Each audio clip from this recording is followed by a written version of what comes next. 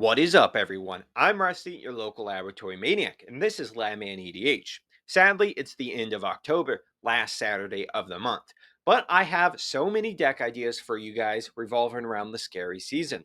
So, for this video, I'll be listing 20 brand new decks to the channel. Now, these decks are fun, some are very powerful, some are silly. It just depends how you want to build them. I'll be very brief with these decks. But if you want a longer form video over a specific one, let me know down in the comments below. Now, let's go ahead and jump into it. And remember, don't get too scared. Now, one of the best things about Halloween is costumes, dressing up. How are we going to use that for EDH? How are we going to make costumes? Well, you can become one of the creatures, of course, dressing yourself up as one of your creatures. There are various ways to do this. So you've seen those inflatable dinosaur costumes, right? Well, you can take the form of a dinosaur as well, which is actually the name of the enchantment we're going to use, Form of the Dinosaur. It's a 6-mana red enchantment. When it enters the battlefield, your life total becomes 15. Now, at the beginning of your upkeep, Form of the Dinosaur deals 15 damage to target creature an opponent controls, and that creature deals damage equal to its power to you. So the downside is your life total becomes 15 and you could possibly take damage. It's an upside if you have less than 15, of course, because you'll go up to 15. But doing 15 damage is kind of huge. How are we going to profit from this? Well, give the form of the dino kind of life link. So when it deals damage, you will gain that much life. Turning form of the dinosaur into a creature is going to be a significant step in our deck to give it lifelink. That way, when it deals 15 damage to something, we gain 15 life. There's a lot of ways to do this. Abdullah's Awakening is probably one you haven't heard of. It's an X and 4 mana sorcery. Return target artifact or non aura enchantment card from your graveyard to the battlefield with X additional +1/+1 counters on it.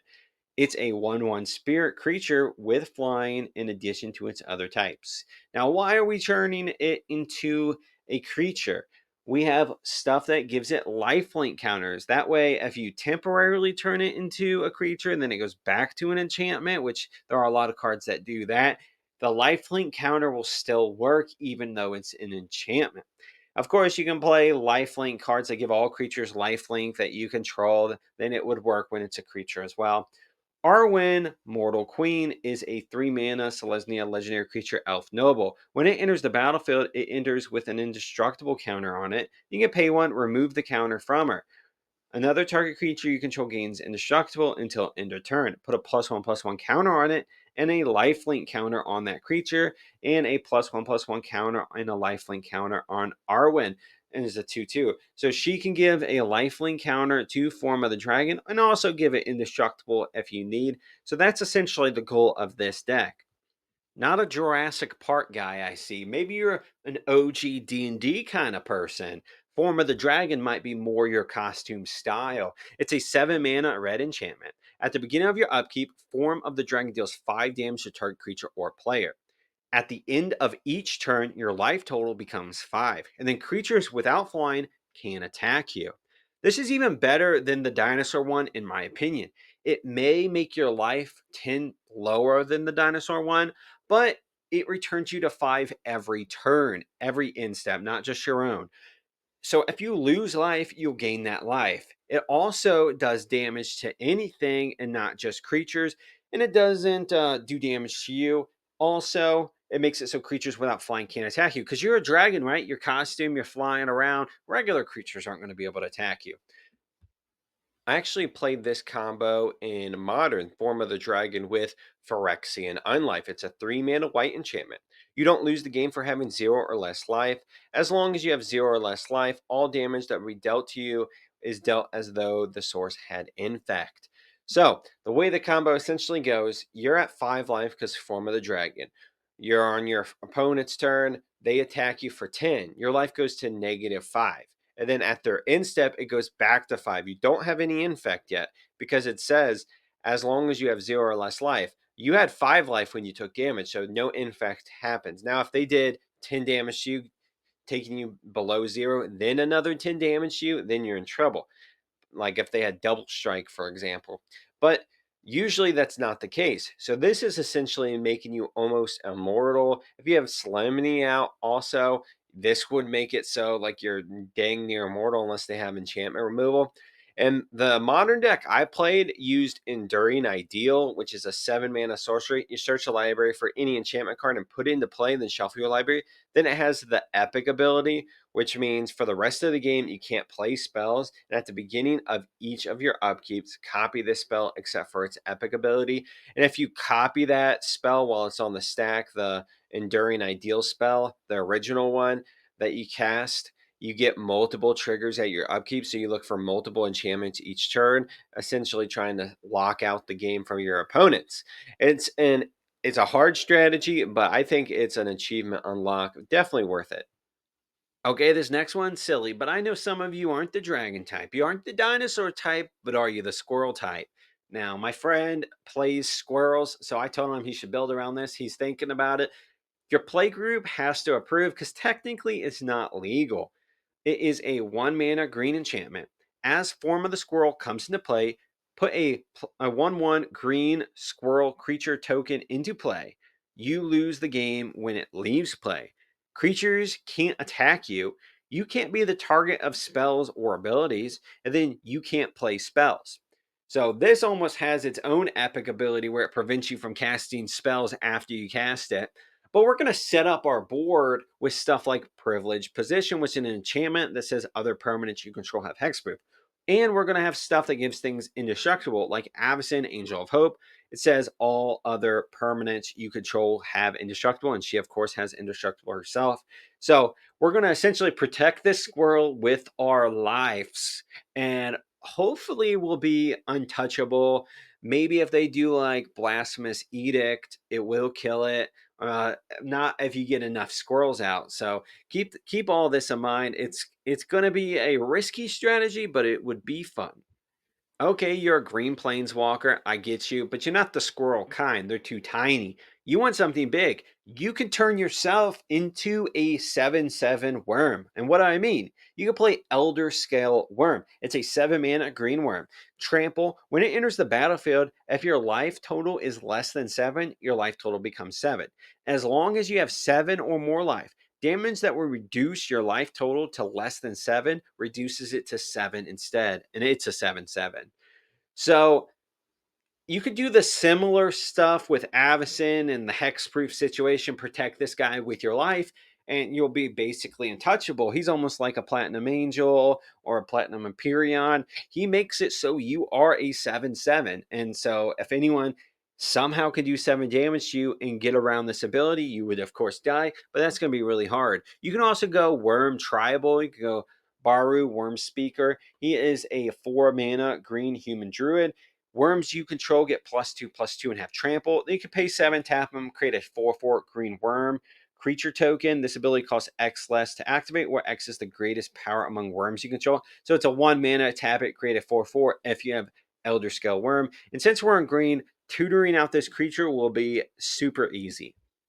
Quick lore tidbit: the Dominarian worms trace their origin to the Elder Dragon War, during which a vastly powerful Elder Dragon army fought one another, and when they defeat each other, they strip them of their powers, their limbs, and their wings, therefore becoming Elder Land worms. Plane Shift describes Innastrad worms as manifestations of green mana, similar how dragons are manifestations of red mana, demons black mana, angels white mana, and so on. Trick or treat is another great part of Halloween. I can't trick or treat anymore. I'm too old. I can't wait to have kids to steal their candy. Well, in EDH, can we trick or treat? In fact, you can. Now, this is going to be jank, but bear with me. You got stuff that literally gifts a food or gives food to others. You got donate abilities that can donate food or other things. So you got Nocturnal Hunger. For example, it's a 3 mana black instant. You gift a food, meaning you give them a food, you promise them food, aka candy. You can also do proxy like candy bar, tokens if you wanted. You destroy target creature. If a gift wasn't promised, you lose 2 life. Then you could do stuff that damages your opponents for eating that food, like Bloodroot Apothecary. It's a 3 mana green squirrel druid with Toxic 2. When it enters, you and target opponent each create a treasure token. Then, whenever an opponent sacrifices a non creature token, that player gains 2 poison counters. And it's a 3/3. So, this is literally poisoning the food, like putting a razor in someone's candy. Funny enough, as I'm recording this video, they just did the sale for that secret layer, or what I think it was called Trick or Treat, where it had 5 Trick or Treat related cards. Okay, you can't write this thing. It was perfect timing for me. So you see them on the screen, all legendary creatures. You pick whichever one. I say will help. The Rock Cleaver, pretty good option. Pretty good option. Voja has a lot of giving token strategies. You could do that too. So you can, if you were lucky enough to snag one of these, because I know the whole thing is crazy. Go ahead and add one of these as the commander for the Trick or Treat deck. In the 1970s, a letter was written to New York Times about a hypothetical situation where razors were put in Halloween apples, which I guess was a thing back in the day, Halloween apples. Then through the 70s and 80s, a hysteria was raised about the phenomenon, though there was no evidence to support that anyone has ever put razor blades in any candy in Halloween. Even hospitals offered to x ray candy for parents for their safety. Vampires back in the day cared a lot about doing damage, and when the creature that was dealt damage dies, they get +1/+1 counters placed on them.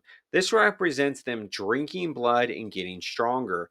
Singir Vampire, the first vampire ever printed, does just this, setting a trend that has been completely abandoned by MTG.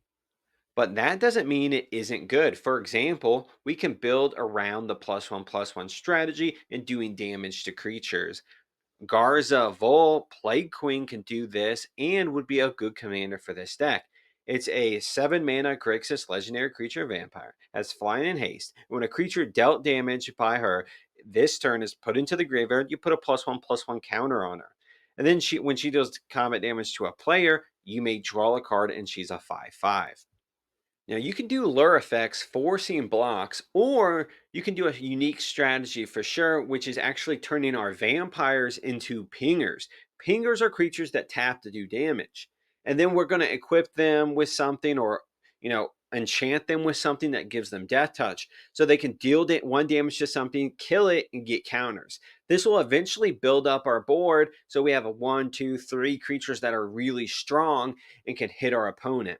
Now, Gorgon Flail is an equipment that gives something +1/+1 in Death Touch. And then Fire Whip is one example of an aura that can give a creature the ability to tap to do 1 damage to target creature or player. Now, there's plenty of examples in this color set for all those. There's probably 10 plus. You could even kind of build it so you're specifically only equipment. So you can put equipment strategies in there, or specifically only auras. So you can put essentially an Enchantress Grixis deck. However you go with it, it'll be really interesting. Now, this deck is probably one of the most powerful decks on this list. It's built around Giggling Skitterspike, which was 100% inspired by that toy from Toy Story. Remember that bully that tore apart his toys and then made his own toys, and they looked really creepy, but they were actually nice? He had one that had spider legs and a doll's head with spikes in it. That's what Skitterspike reminds me of. Now, it's a 4 mana artifact creature toy, has indestructible. When it attacks, blocks, or becomes the target of a spell, it deals damage equal to its power to each opponent. Then you pay 5 to give it 5/+1/+1 counters as Monstrosity 5. Now, this card is probably it's definitely the secret commander. You can play other cards that are similar to it, but this is definitely one you want to get out on the field. So let's say you got it out. Maybe you even got it monstrositus. That's pretty cool. You can play cards like Giant Growth to target it. Remember, if it's targeted, it deals damage. So let's say you have it out. It's a 6/6. You play Giant Growth, targeting it. It does 6 damage to each opponent. Then it swings. Now it's a 9/9, doing 9 damage to each opponent. So you just paying Giant Growth ends up doing what?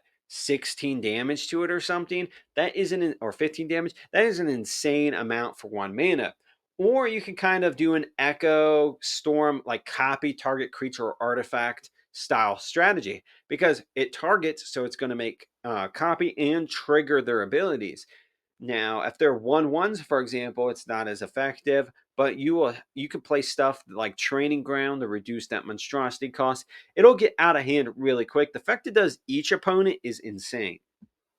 Let me ask you, what is the most powerful werewolf commander? If you said Tovalar, Dire Overlord, that's not a wrong answer. I would argue that Winota, Joiner of Forces, is the best. Now, she is a 4 mana Boros legendary creature, human warrior. When a non human creature you control attacks, look at the top 6 cards of your library. You put a human card from among them onto the battlefield tapped and attacking. It gains indestructible until end of turn. Put the rest of the cards on the bottom of your library in a random order, and it's a 4/4. Now I know what you're thinking. This doesn't have green in it, so it can't be the best werewolf commander because most are green. Well, I have Roko Cabaretti Caterer. It is an X Naya color legendary creature, elf druid. Whenever it enters the battlefield, if you cast it, you may search your library for a creature card with mana value X or less, put it onto the battlefield, and shuffle into 3/1. So this is essentially a chord of calling that gets you your Winota Joiner Forces. It can get you your Tovalar Dire Overlord that helps you transform your werewolves, because there's never going to be a turn where no one casts anything in a 4-player pod. So these are reliable ways to get both of them out and then have enough recursion to keep them out if they do die. You will get so many triggers off Winota because all your werewolves start as humans on the front side and then turn to werewolves. So you attack with all your transformed werewolves, trigger the ability, get more werewolves that are in human form, flip them the next turn, and repeat. Do you go to haunted houses? Do you like them? I love them. There is not a better place for a haunted house than the world of Duskmourn. Duskmourn itself is a giant haunted house. And who is the leader of that? Valgovoth, Terror Eater. He's all about eating and stealing from your opponents. He's definitely someone that would take all the candy from the candy bowl, although he knows he can only take one. He is this whole deck's actually based on a strategy I used to do. I wouldn't say like it was modern. It was more like a tabletop, kind of like a kitchen table when me and my friends were playing. There wasn't really a specific format, but the whole point of it was to reduce the cost of, already kind of reduced cost demons like Grinning Demon. It's a 4 mana demon. So reducing those so it's like only 2 mana, and then just pumping them out, and overwhelming your opponent. That's the strategy of this deck. And Valgovoth's going to need all the cost reducer he can because he starts out as 9 mana. He's a legendary creature, Elder Demon, flying, lifelink, ward, sacrifice 3 non-land permanents. If a card you didn't control would be put into an opponent's graveyard from anywhere, exile it instead. During your turn, you may play cards exiled with Valgovoth. If you cast a spell this way, pay life equal to its mana value rather than pay its mana cost. And it's a 9/9. So it's still stuff when they die. That's pretty cool. It's a 9/9, only plus it by 2, and that's a 2-hit kill right there. But Ancient Cellar Spawn kind of brought back memories of that deck I had because it cares about reducing the cost of stuff. So it is a 3 mana black enchantment creature horror. Each spell you cast that's a demon, horror, or nightmare costs 1 less to cast. And whenever you cast a spell, if the amount of mana spent to cast it is less than its mana value, target opponent loses life equal to the difference. It's a 3/3. So this, if we're playing a bunch of demons, this will reduce the cost. That's pretty good. You can also do Jet Medallion kind of effects that reduce black spells, for example. But it works really well with Valgovoth because we're paying life instead of mana to cast those spells, meaning Ancient Cellar Spawn will be doing a lot of damage because we're going to be paying 0. So it's going to be whatever their mana value is, they're going to lose life. It's a pretty cool strategy, in my opinion. It just brings back nostalgic memories for me. Now, if you didn't know, Valgovoth is one of the most powerful demons to ever exist in the multiverse. He started as a little moth demon imprisoned in a house that he could never leave. He was like essentially magically tied to that house. But he's smart. He actually would use a little girl's naivete to expand the walls of his house to reach the edges of the whole plane. So it's the house is literally the size of the whole plane, and on the very edges is like a fence where the spirits remain and they can get in through the mirrors and the window. Anyway, so he's the perfect demon finding loopholes because of this classic demon. Of course, this caused most of the residents of the plane to die eventually. So recruitment efforts were taken by Valgovoth. He'd summon creepy doors in other worlds. Now, demons have ties to other worlds because they're made of pure mana and they actually respawn in a essentially outside of their plane. So they know about other planes, they know about planeswalkers. So he would summon doors in other worlds. People would, for whatever reason, open the doors and come in, and that's how he got new survivors. And he would try to keep them alive to feed on their fear. But once the Omen Pass opened, he didn't need to keep them alive anymore. He stopped supplying them with food, and he just straight up started murking them all. Now, I wanted to make a horror tribal deck for this video. Of course, the mirror, black and blue, they are the best colors for that. But I wanted to go against the grain, see what we could come up with. Well, there's some Boros horror creatures, and there's also some Selesnya. Naya, you could definitely do. This would be another good deck for Roko, because he's essentially a Court of Calling. He can get a Bruna and Gazela. They are kind of the secret commanders of this deck. Bruna the Fading Light is a 7 mana white legendary creature, angel horror. You may cast this spell, when you cast this spell, you may return target angel or human creature card from your graveyard to the battlefield and has flying and vigilance, and it melds with Gazela the Broken Blade into 5/7. And then Gazela the Broken Blade is a 4 mana white legendary creature, Angel Warrior, has flying, first strike, and lifelink. After getting your instep, if you both own and control Gazela and a creature named Bruna, the Fading Light, exile them, then meld them into Brazela, Voice of Nightmares. And I like the flavor text. It says, she now only sees Emrakul's vision, and Gazela says, she now only hears Emrakul's murmurs. These guys are completely controlled by Emrakul when Emrakul came to Innistrad. Brazella, Voice of Nightmares, is the achievement unlocked situation of this deck, of course. Legendary creature Eldrazi Angel has flying, first strike, vigilance, lifelink. Your opponents can't cast spells with mana value 3 or less, and it's a 9/10. Its flavor text also awesome. It says, upon discovering what had become of her sisters, Sigarda can only weep. If you have both of these guys out there, essentially your opponents can't cast any non creature spells and they can only cast 4 CMC or higher creature spells. So they better have an answer for your board and 4 CMC or more. Hopefully, they have a creature with a board wipe on it, right?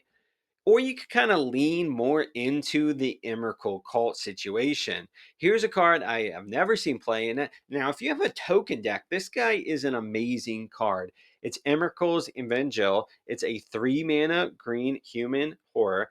You tap it, sacrifice it and any number of other non Eldrazi creatures. You put a 3/2 colorless Eldrazi horror creature token onto the battlefield for each creature sacrificed this way into 3/2.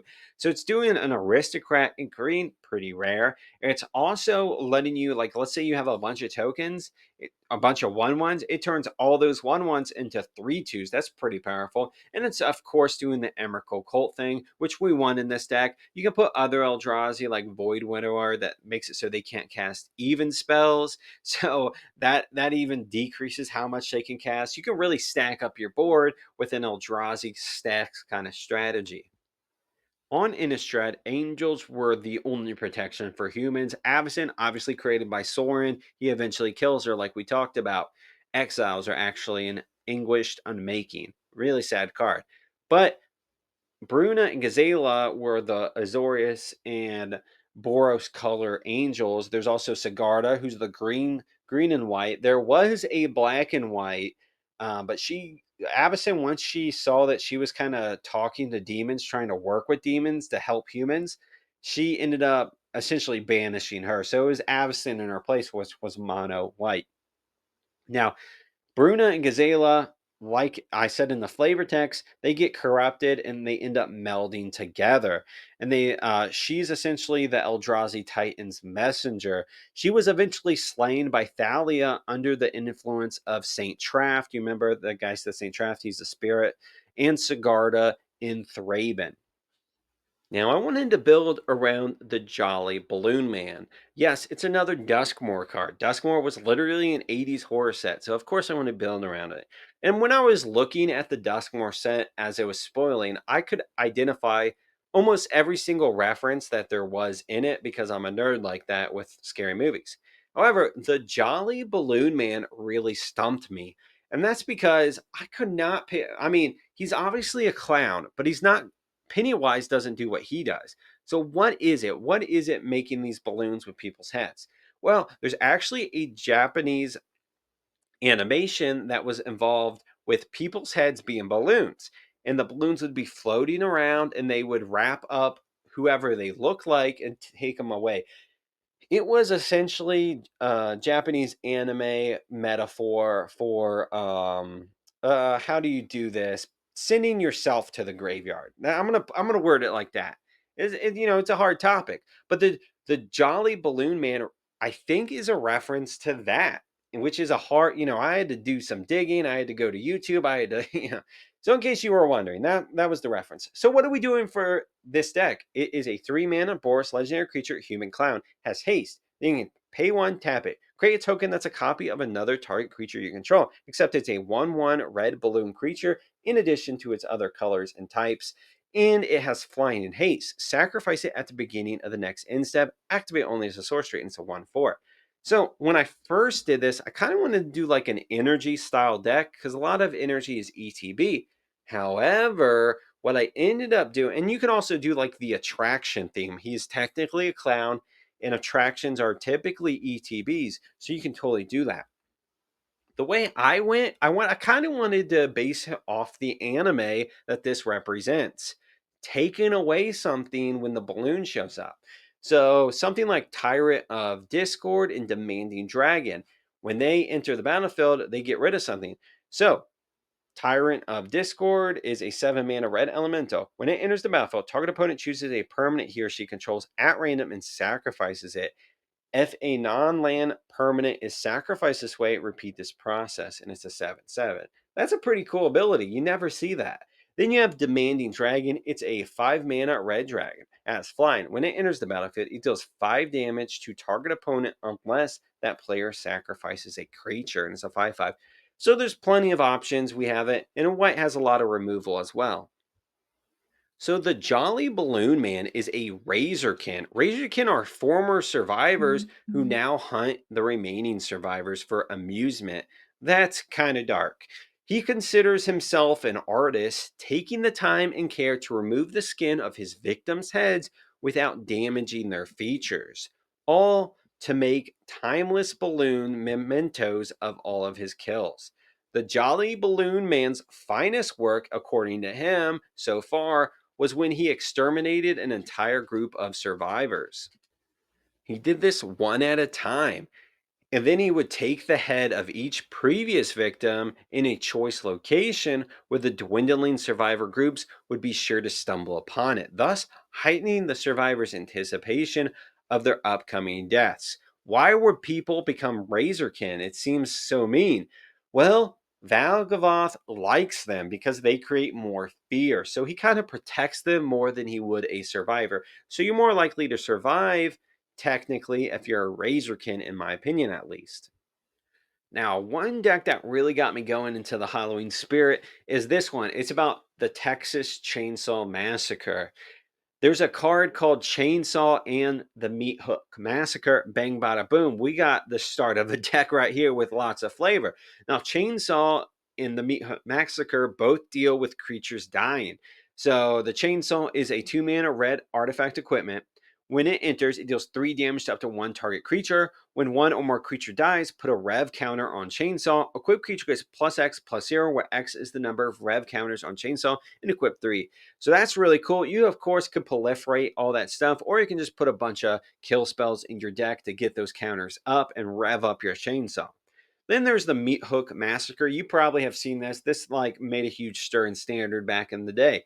It's an X and 2 black legendary enchantment. When it enters, each creature gets neg X until end of turn. Whenever a creature you control dies, each opponent loses 1 life. And then when a creature an opponent controls dies, you gain a life. So of course, that these are both references to Leatherface, the main antagonist in Texas Chainsaw Massacre. And the flavor doesn't stop there, pun intended. You got Yigra, Eater of All. It turns all creatures into food. I don't know if you know much about Leatherface, but they eat a certain type of animal, if you know what I'm saying. I don't know if I'm allowed to say it on YouTube, and then they wear their skin essentially. So I put Dan Lewis in here, which turns all non-creature, non-equipment artifacts into equipments that give them +1, +0, and equipped 1. So of course you're going to put a lot of stuff in this deck that creates food. Maybe destroy target creature, create a food like bacon to pie, and then use that food, wear that food, and attach your chainsaw to it. Bang, bada, boom. This would obviously be good in Jund colors. There's a few Jund commanders I saw that would be really good for this. Ed Gein was the inspiration for a few scary movie characters like Leatherface, Buffalo Bill, Norman Bates. There's currently a TV show on Netflix that just came out about him and the crazy things he did. I can't really describe them here, but you should go check it out. Now, speaking of inspiration, on Duskmourn, the Razorkin heard of the Meat Hook Massacre that took place on Innastrad and wanted to recreate it, leading to the card Meat Hook Massacre 2 Electric Boogaloo.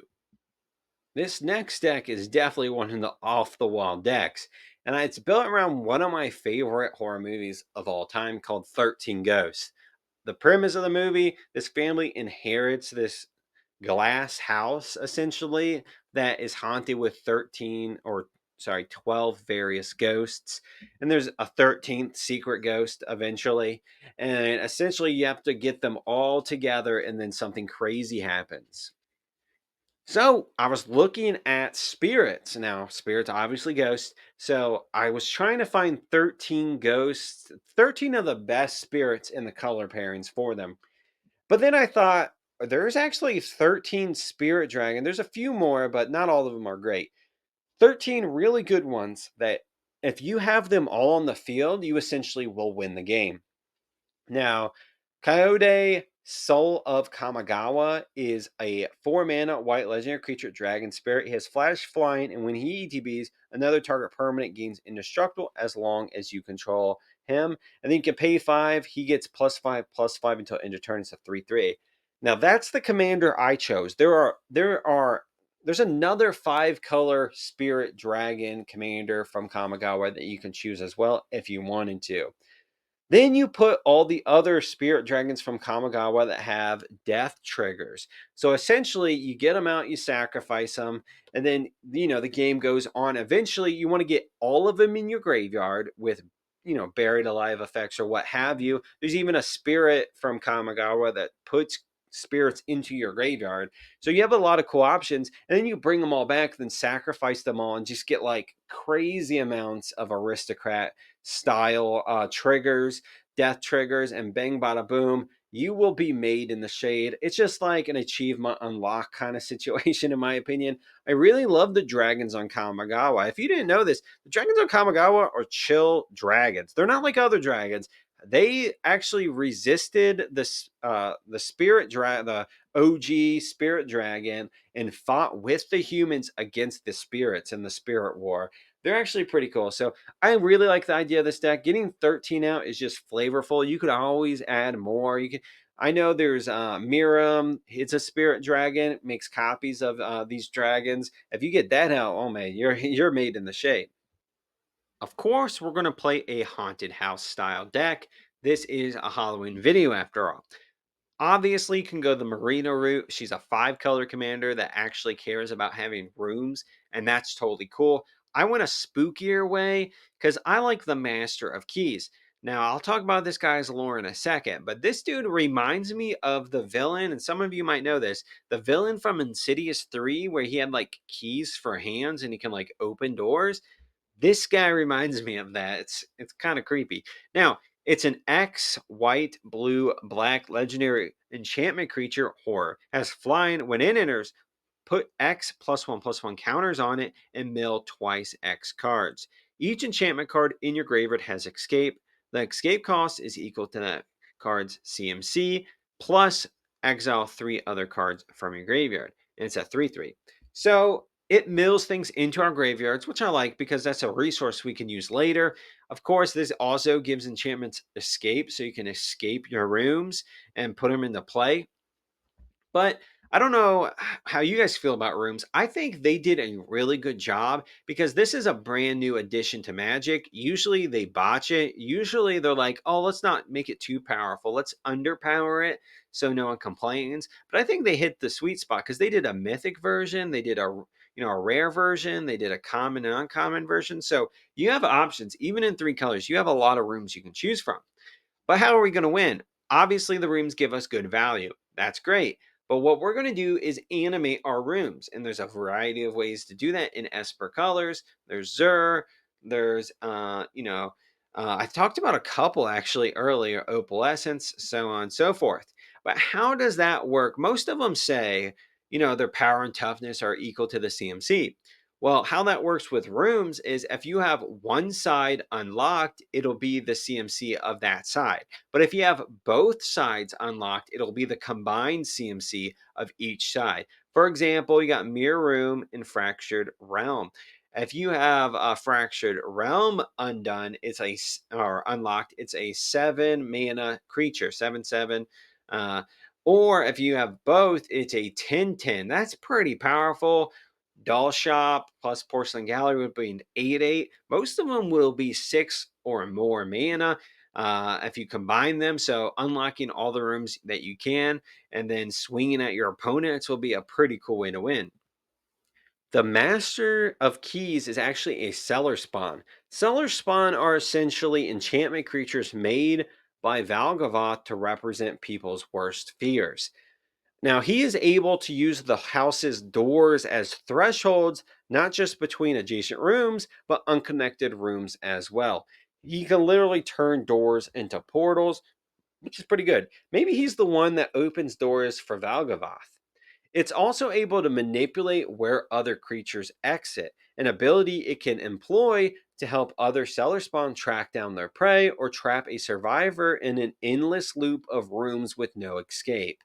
Some believe it doesn't actually live in the house, but rather a liminal space that only exists on a thresholds between rooms, and every time you walk through a door, you risk drawing its attention. One thing in scary movies that I hate that actually freaks me out is seeing a kid in ghost form. I don't know why that's so spooky to me, but it freaks me out, makes me scared to have kids. One day I'm going to wake up in the middle of the night and they're going to want something to drink or something, and I'm just going to kick them in the face just out of instinct. I hope I never do that. But The Ring is a movie about a child that was thrown in a well and then somehow ended up they recorded it and it cursed the recording. And they reference this in Duskmourn in the cursed recording. It's a 4 mana red artifact. Whenever you cast an instant or sorcery spell, put a time counter on cursed recording. Then, if there are 7 or more time counters on it, remove those counters and it deals 20 damage to you. You can tap it. Whenever you next cast an instant or sorcery spell this turn, copy that spell. You may choose new targets for the copy. So it cares about you casting stuff. That's what gets you the counters, not tapping this. So if we tap it a bunch of times and then cast something, we can copy things a bunch of times. But that 20 damage to you, at least in the standard format, will be an instant kill. Because in the movie, the cursed recording, the VHS, remember those? The VHS that you watched, after you watched it, you'd get a call.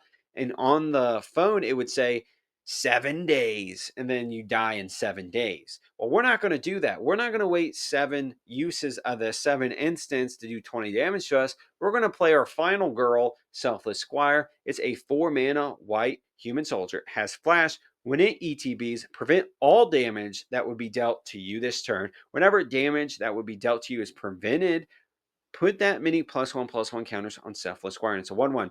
So you cast your 7th instant or sorcery.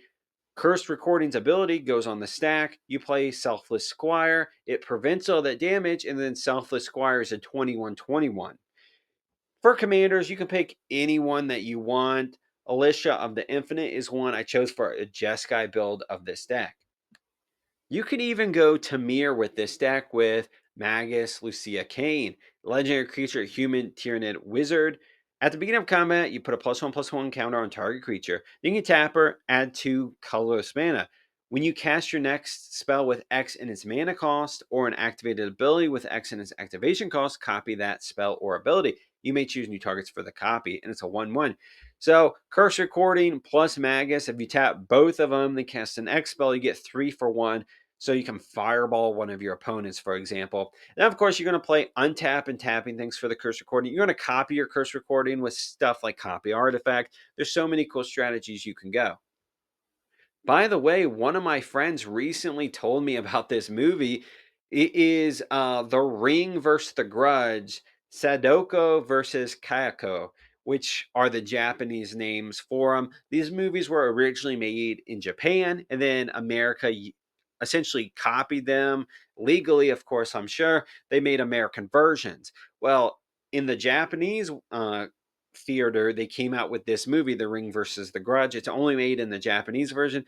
America hasn't made it. Essentially, they fight at first because they're like, how are we going to stop this one? Well, we'll use the other, and they'll fight it out, and maybe one will pass. But they end up combining, and it's a whole thing. I really want to watch this movie. Have you seen it?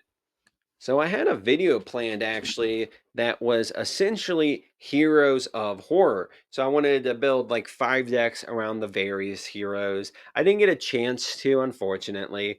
You got Norin, you got the Witcher deck. Now, this is actually a Scooby-Doo deck, and this is not a stretch at all because they clearly designed Sophia Dog Detective to be Shaggy from Scooby-Doo.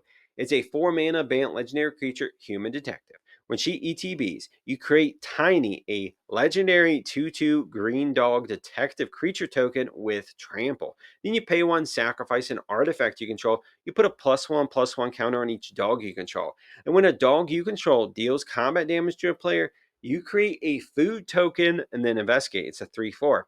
So, okay. Obviously, the 2/2, and I'll show you the art here in a second. It's a Great Dane. It's obviously Scooby Doo. And you make essentially Scooby snacks and find clues.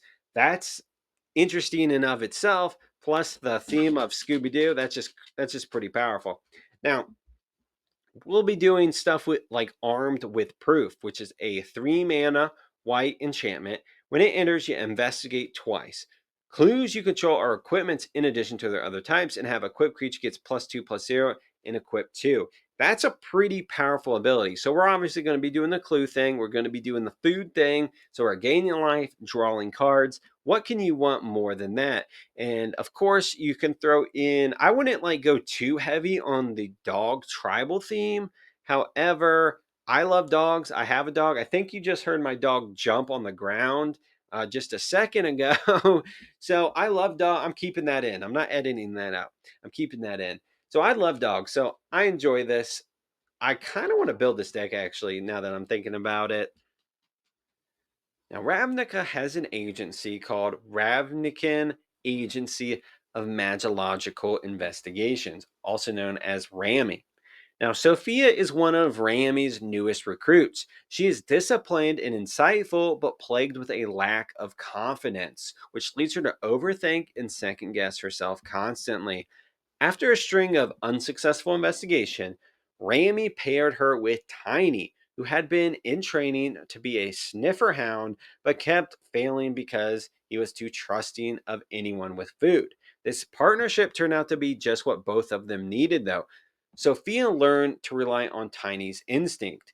and his unnerving sense of smell, while Tiny, with Sophia as a single consistent food source for him, finally stopped being so distracted by wayward treats, Scooby snacks.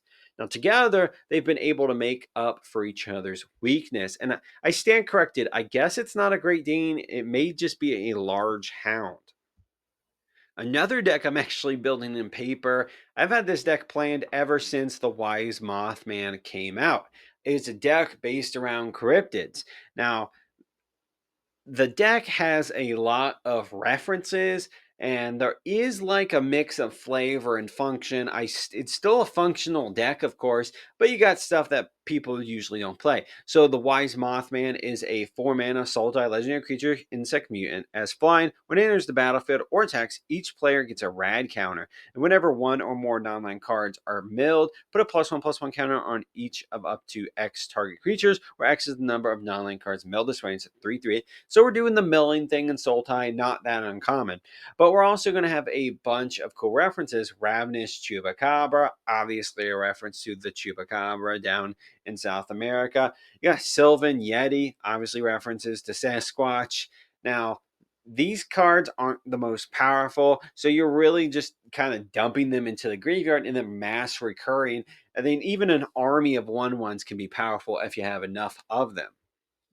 The Mothman card is from the Fallout set. Now, that's different from the Mothman from American Cryptid lore. Point Pleasant, there's a guy they saw, it looked like a Mothman. Their whole town is now themed around it. They even have a statue that apparently has a lot of details in the backside that people are obsessed with. It's a cryptid culture is weird culture, but the Mothmen are in Fallout are a species of mutant insect found in Appalachia, named after obviously the 20th century cryptid Mothman. These creatures are worshipped by the cult of the Mothman, who still inhabit the museum at Point Pleasant, dedicated to its mythology.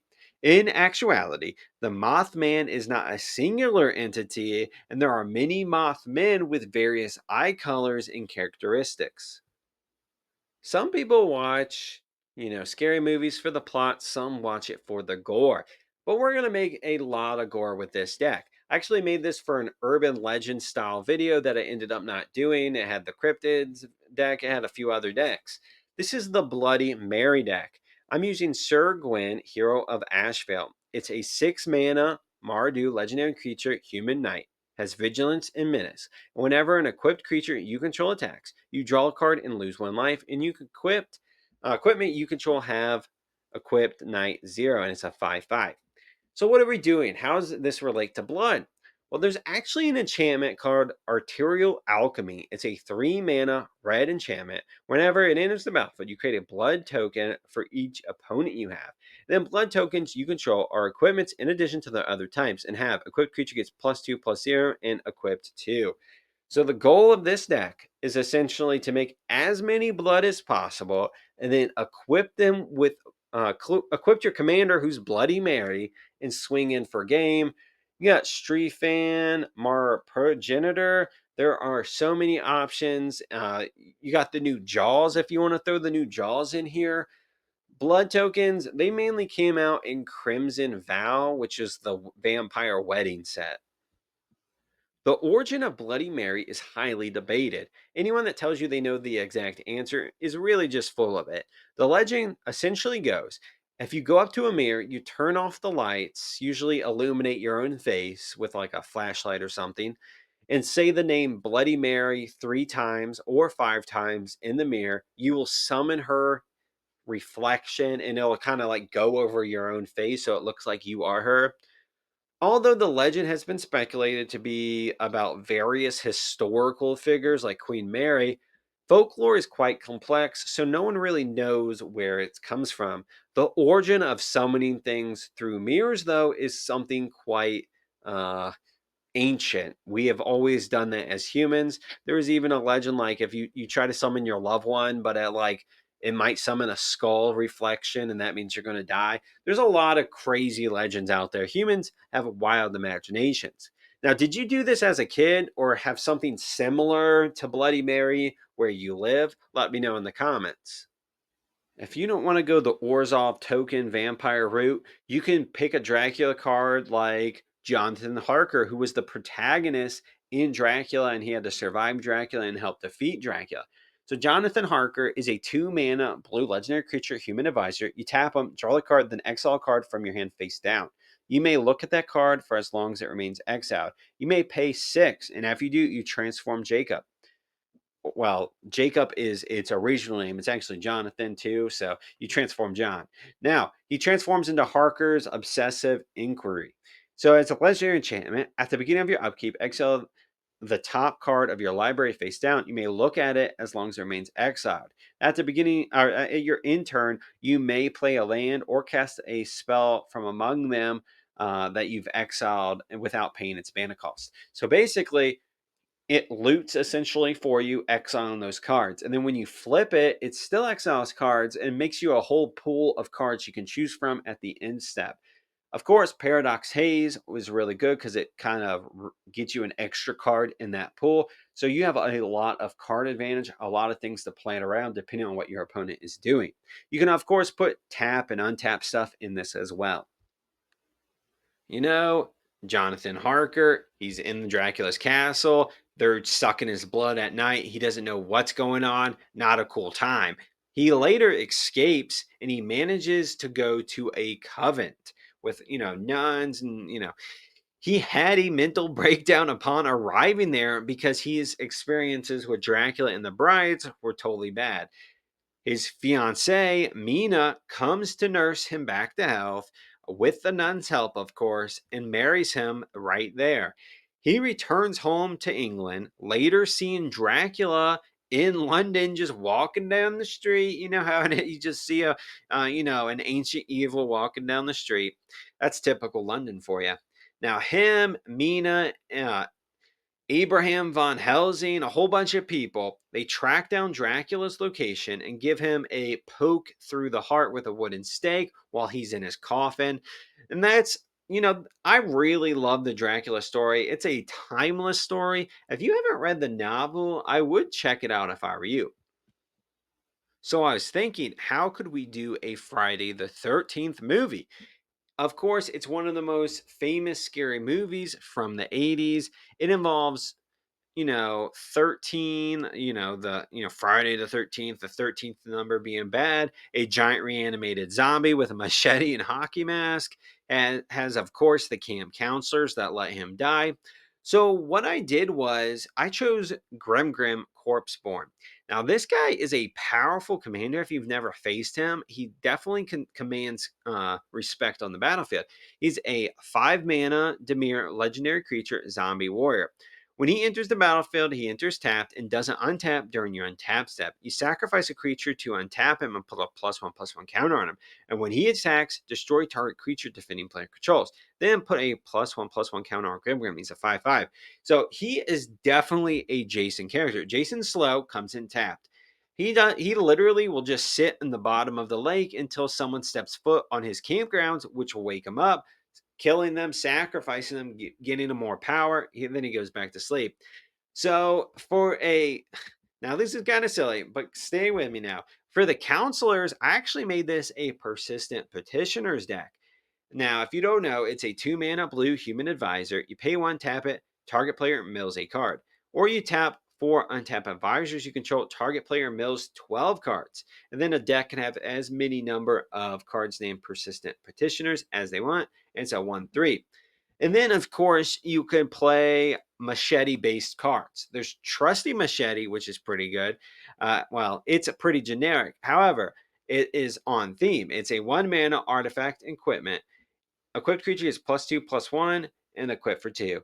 Pretty generic, but there's actually multiple machete cards, believe it or not. Magic's been around a while, so they got to make every single weapon a couple of times. And that's essentially the deck. You get Grim out.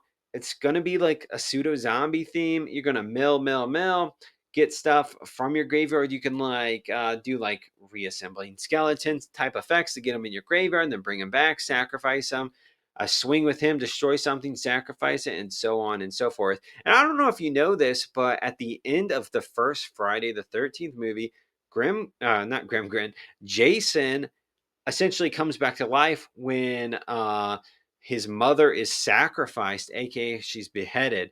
So it just fits perfectly. I know if you're not a Friday the 13th, this deck seems silly, but if you're a Friday the 13th fan, this deck is on point. Grimgrin is a scab created by Geralf, which is Gissa's brother. He actually named it after Gissa. I guess it was a nickname of hers. He participated in the siege of Thraben. Grimgrin also fought in the defense of Innastrad during the new Phyrexia's invasion. Now, zombies on Innistrad had a unique quality that made them super resistant to Phyrexian oil, making them key to kind of fighting the tide of Phyrexia on Innistrad. This next deck is about the Grim Reaper from Final Destination. If you haven't seen that movie, at least check out the first Final Destination. It literally traumatized my whole generation. We will not drive behind a lumber truck ever again. Now, I kind of thought about this because I was just looking at cards and there's a bunch of scythes, like Scythe of the Wretched. Now, this would be good in that vampire pinger deck or any pinger deck if you have it. It's a 2 mana artifact equipment. Equipped creature gets +2/+2. When it deals damage, or when a creature dealt damage by it is put into the graveyard, return that creature to play under your control. Attach the scythe to it, and it's equipped for 4. So this turns your pingers or whatever you have into, if they have death touch and they kill something with by pinging it, it comes back under your control. That's pretty cool. Now, how are we going to do the Grim Reaper thing? You could do Reaper King. He seems to be a very popular Halloween commander. He's a 5 mana or 10 mana Wooburg legendary artifact creature scarecrow. All scarecrow creatures you control get +1/+1, and when another scarecrow comes into play under your control, destroy target permanent. And it's a 6/6. So you can go that route. There's also that Kaldheim, god of death. There's Erebos, god of the dead. You can choose various different commanders for it, but you want to throw as many scythe cards in there. And bonus points if you focus on doing like dead or death type cards. Just go to Scryfall, type them in. There's hundreds out there, I'm sure.